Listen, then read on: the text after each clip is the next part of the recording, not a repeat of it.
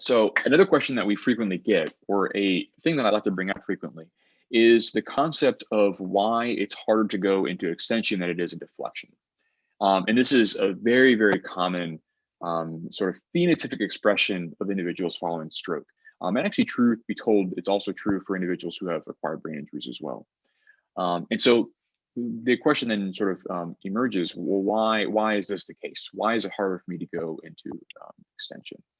And there's a couple of reasons. We could talk about the sort of biomechanics, and then we can talk about kind of the neuromechanics or the circuitry that underlies the control of our limbs. So I think first, with respect to the upper extremity, the biomechanics sort of dictate that this sort of flexion synergy pattern is going to be the dominant pattern. And that's really just because our flexor muscles are just generally stronger than our extensor muscles in the upper extremity.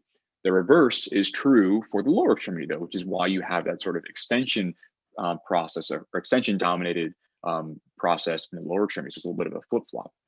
But with respect to the biomechanics, it's almost like if you were to have a tug of war between your flexors and your extensors. And this is true under most circumstances, even before a neurologic injury.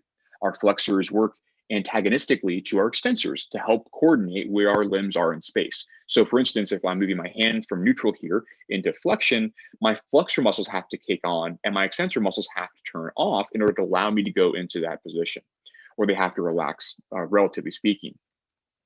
After neurologic injury, that sort of balancing act between the two muscles becomes discoordinated. And so that kind of accentuates the biomechanical disadvantage that our extensor muscles have.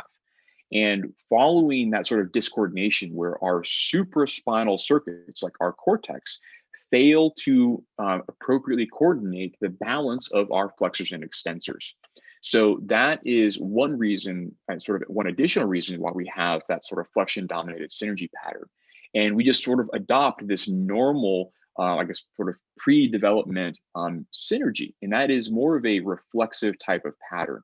So in the upper extremity, when we flex, we have this sort of reflexive what we call this primitive response, this primitive reflex where we actually are flexing our hand, our wrist, and our elbow and our shoulder and kind of internally rotating things.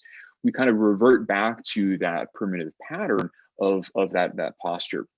And because we have sort of a discoordination of the circuits themselves, we have the inability to sort of uncouple that and go into extension. So it's very, very common to have this pattern of just failing to go into extension, having more challenge doing that. This is actually one of the reasons why many robotic systems, including the Motus hand, are designed to help improve that extension moment, to help you kind of overpower that. This is also one of the reasons why when Botox is delivered, this effectively this muscle relaxer or this temporary muscle paralytic is delivered primarily about those flexion muscles, because it can help kind of change the balance of the flexion versus the extension tone.